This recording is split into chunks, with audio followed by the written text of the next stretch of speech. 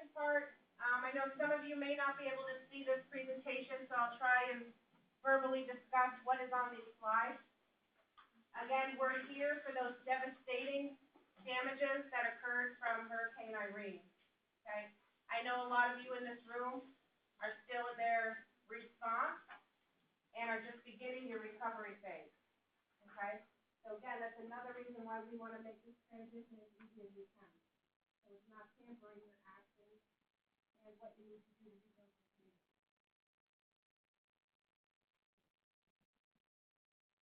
You heard me mention before about an emergency declaration.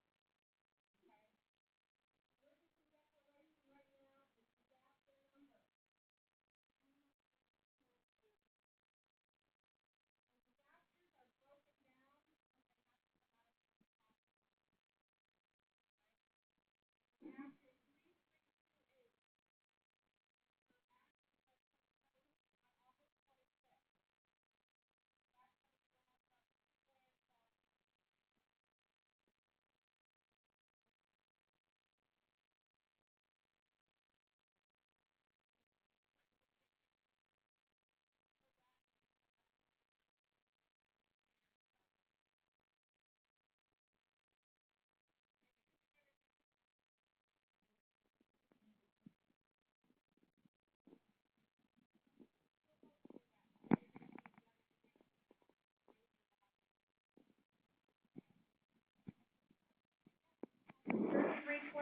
Is your Category B work, which is your emergency protective measures. Okay, those are going to be the items that are going to be eligible under this event. And the teams that you're going to be assigned to, once we get the FEMA State Joint Field Office and everything set up, and we're able to assign personnel to each county, those teams that are going to be specifically assigned to you are going to walk you through this process and help you separate costs and make sure they're in the right disaster. Okay? There was a question on, can we just merge the two events together? Yeah, it doesn't look like it at this point. Okay? So as of right now, we will have to keep those costs separate. Okay? So FEMA 3328 is going to be your pre-landfall costs that occurred on August 25th. And it's that whole 24-hour period.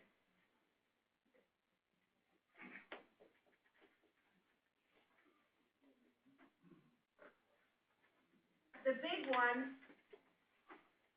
which is Hurricane Irene, when the rain started falling, is disaster number 4020. So actually on your request for public assistance form, if you could on the top, write both of those down there. If they do require 2 RPAs, we can photocopy the RPAs on your behalf and submit them to each disaster. Okay? So on top of the second sheet of your packet, which is the actual RPA, on the top, just write both disasters. Jim, we can do that, right?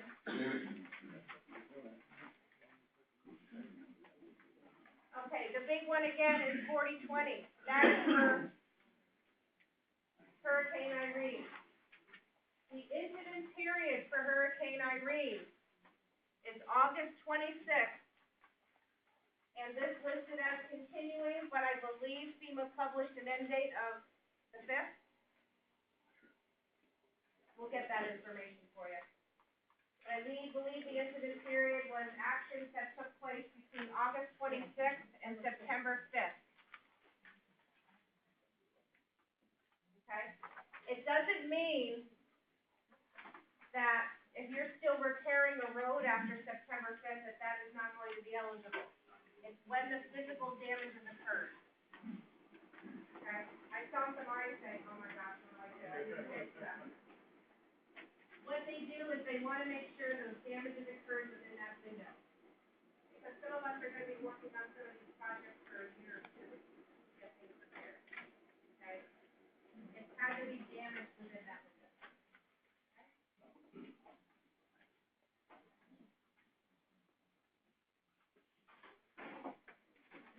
know, the county's declared.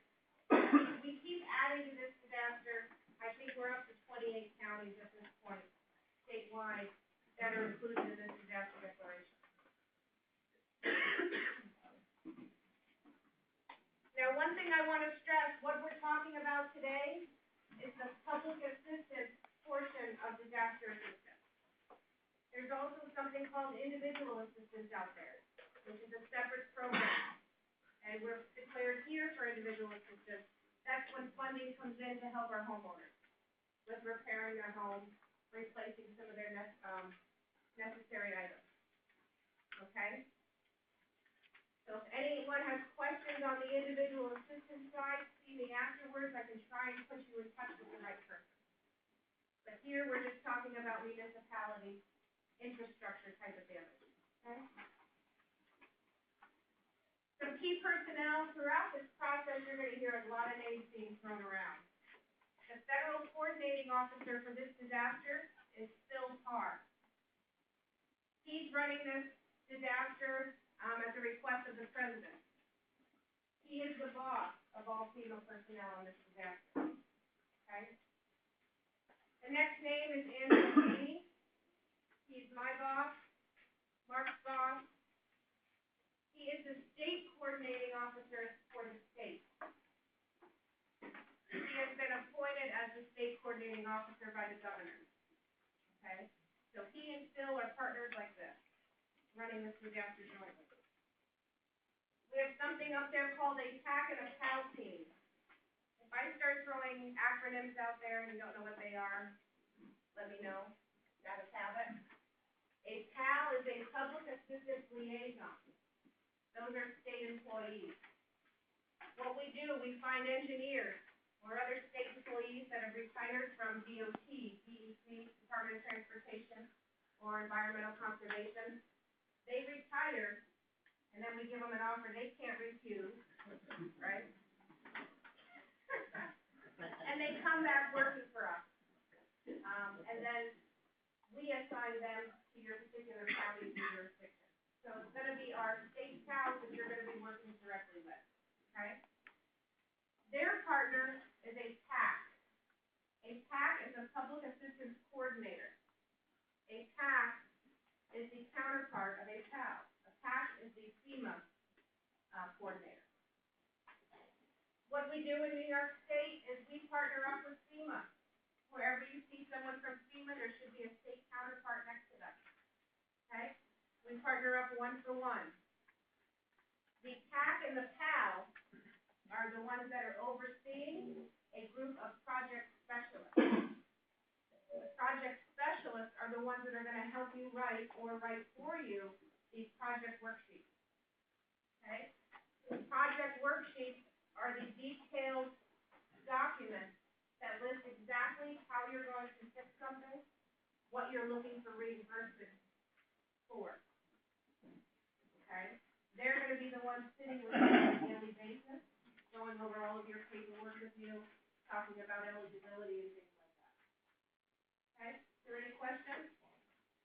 So your initial, once this process gets rolling and the state PAL and the FEMA PAC reach out to you to set up your kickoff meeting, they will then become your points of contact through the duration of this disaster.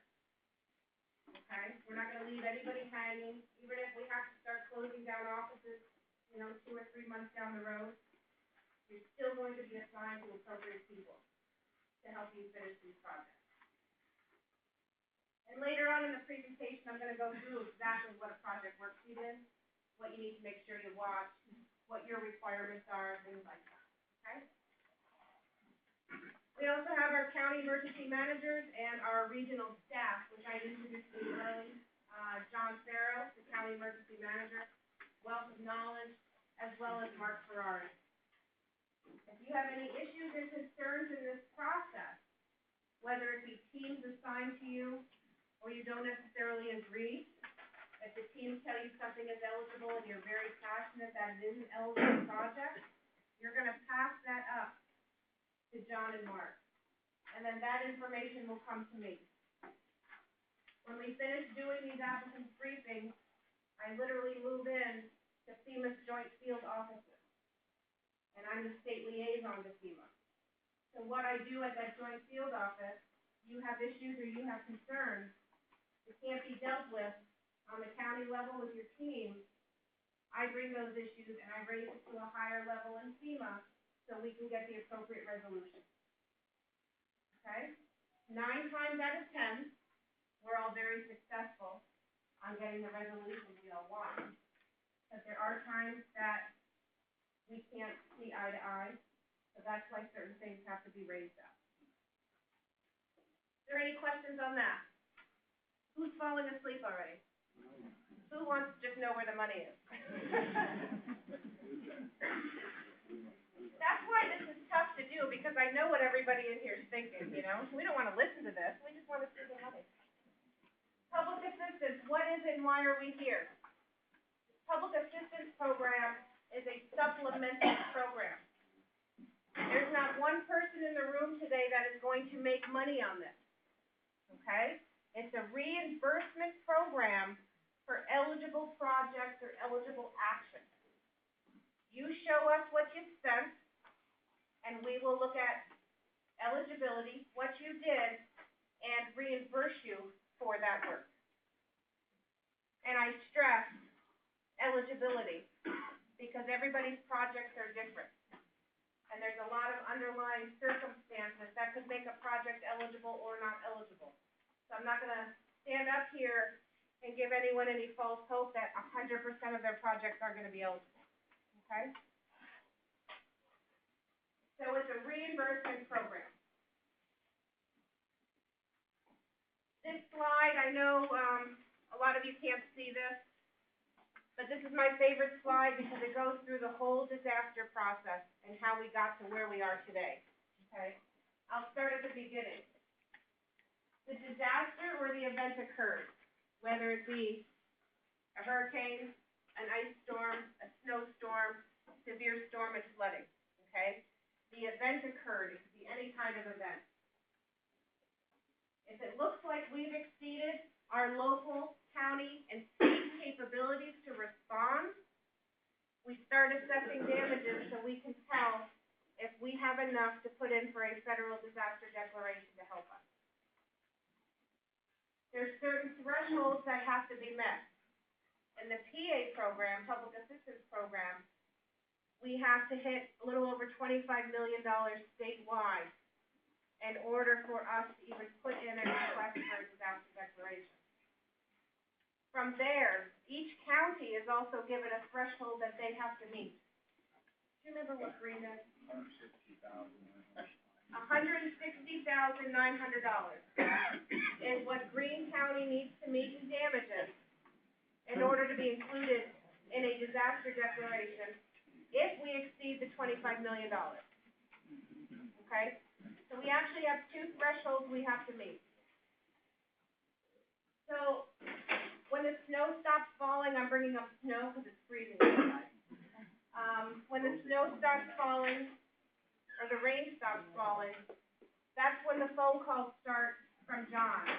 What are your damages? What are your estimates?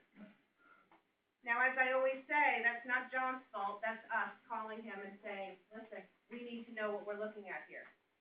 Because not are we only assessing the damages in Greene County, we're looking statewide to see if there's a possibility we can exceed our $25 million. Okay? If it looks like we can exceed our $25 million in each county that's involved, is going to exceed their threshold, we start the next process, which is preliminary damage assessment. That's when we call, we set up a meeting location, and we go out and look at your damages.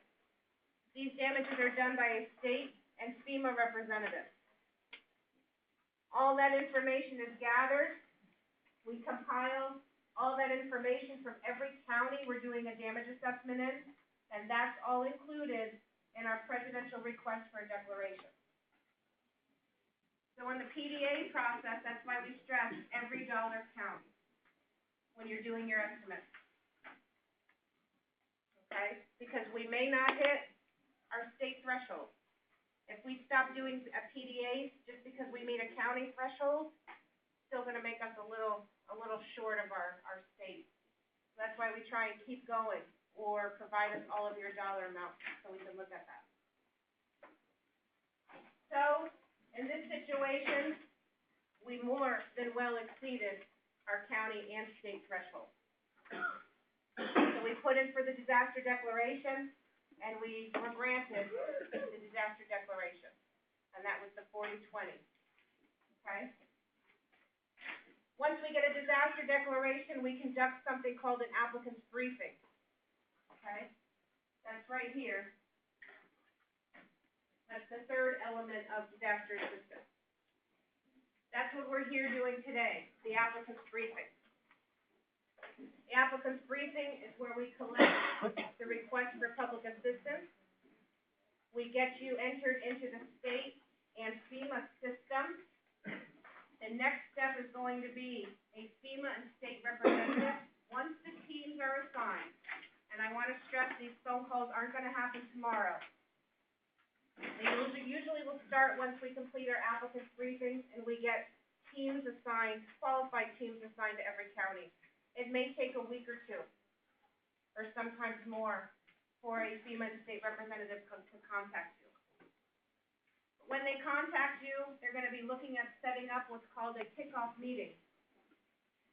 Kickoff meetings are done one-on-one with your applicant, with you, the applicant. That's when you're going to give them your list of damages, work that you've completed, work you still need to do, and then they're going to work with you on the best way to capture these repairs or costs in a project worksheet.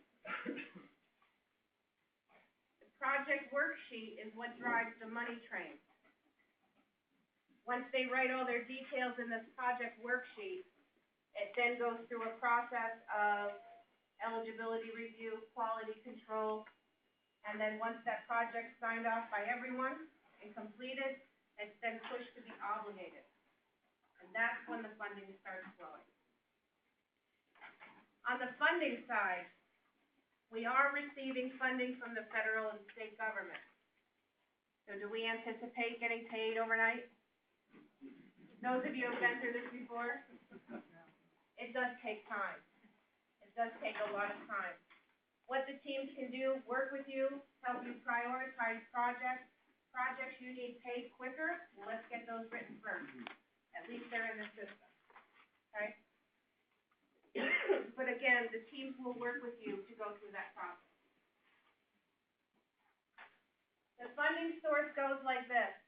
Once a project is obligated, the money is then sent from FEMA to the state. It goes into the state's general fund. We at State OEM even have to request for that money to be released to us so we can cut you a check or wire the money to you. So I think the longest process is probably in the state system, trying to get the money put into the appropriate account, okay? But I don't want to mislead anybody and tell anybody that they're going to get paid tomorrow, because it does take some time. There's 4 tiers of eligibility, okay? You have to make sure that you reach or meet every tier on here. Sorry, I know I keep standing in front of you. In order to get paid for a project, and when I say project, it doesn't have to be physical work. It could be putting in for overtime costs, that type of stuff, okay? You have to be an eligible applicant. It has to be an eligible facility, and when I say facility, it doesn't mean the physical structure, a building. A facility is going to be the damaged element that you're looking at repairing, or you have repaired. You have to perform eligible work and eligible costs. The costs have to be within appropriate means. Eligible applicants, as I stressed before, municipalities, whether it be state, county, city, eligibility is given there. 9 times out of 10, you are an eligible applicant. When we get into certain private nonprofit organizations, that we have to just do specific reviews of your organization to get them to be deemed eligible. And of course, we have certain Native American tribes or tribal organizations that are also eligible. Private not-for-profit groups. They're broken down into two classifications, critical and non-critical. I know all of us feel our organization provides a critical need to a community, but there's certain criteria that puts a critical private not-for-profit organization in that category. Critical is going to be your fire emergency rescue, your emergency services. If you have water treatment plants or wastewater treatment plants that aren't municipality owned, they're providing a critical function to your community. Non-critical, they do provide an important function to the community, but not on that critical life and safety type of criteria. That could be your senior citizen daycare centers, homeless shelters, shelter workshops, libraries, rehabilitation centers, and community centers. Okay. So those that are here from private nonprofit groups, we're going to put yours in some type of a classification, and then it goes to the appropriate review for determination at that point. Okay. As I mentioned, private nonprofit groups should have a separate packet that'll say PNP checklist on it. The bylaws and things like that are probably the most important that have to be out. Okay, facility eligibility requirements, okay? The damage to whatever you're looking at repairing must have been a direct result from the declared disaster. Meaning if something happened last year, the teams will know. Try not to put in for it. You have to kind of show us that what was damaged because of Hurricane Irene. It has to be located within a declared area. I don't really think we're going to have a problem on this one, on this disaster. We do have some periods of time where we may have a school or something like that that has a facility in a bordering county, and that county's not declared. In theory, that facility would not be deemed eligible because it wasn't in a declared county, but all the counties surrounding Greene County are declared, so we're not going to have an issue with this one. You have to be legally responsible for what you're looking at repairing, okay? Roadways, you have to be responsible for those roadways. If you had physical municipality-owned buildings that were damaged, you have to be the responsible party for that facility. Okay? Yes, sir. In terms of the waterways then, is that facility controlled by the entity that abuts that water source? Like the Batavia Kill, for example, school municipality, are we responsible for that? Who's responsible for the maintenance? That's the quickest way to determine who's responsible. There's not an easy answer for that, frankly. Right. That's why I'm asking the question. Because we have to get authorization to be able to rebuild some of that bank, but we've heard different things from different organizations, including the State Education Department, Army Corps of Engineers, DEC. They all give different answers for who's responsible for that. So we need to know that because, frankly, particularly in the town of Windham, we're missing a portion of that bank. If we get significant rainfall, I'm concerned about my neighbors and the school district as well. So that's something we need to know today. That's a situation where you're going to have to work with those other parties involved, and you guys are all going to have to come up with who's responsible for it. Well, we'll be responsible so long as we funded the money. You're going to be the responsible parties, and you're responsible for it. And it's going to be something. It's not that you're just responsible today to get funding for it. You're going to deem yourself responsible. You're responsible for that item a year down the road, 2 years down the road. You know, that's why you want to work with all parties who have a say in whatever project you're going to be working on and making sure it is a consensus. Does that make sense? I understand what you're saying. It just didn't answer the question. Well, we'll talk about it after. Yes. You may not get into the hazard mitigation proposals at this point, but in this instance, working with those other entities to actually come up with a design that's going to be be a future benefit for the properties and the school district along the stream. And we'll talk mitigation in a little bit. But the thing that you need is you need that document stating who is responsible, who's responsible for the maintenance, who's responsible for the funding. And you're one of those unique situations where you have multiple agencies that all have a say in whatever you're gonna do. And it's not unique, you know, I hate to say that, it's not a unique situation. But I think in your situation, there's gonna be a lot of detailed information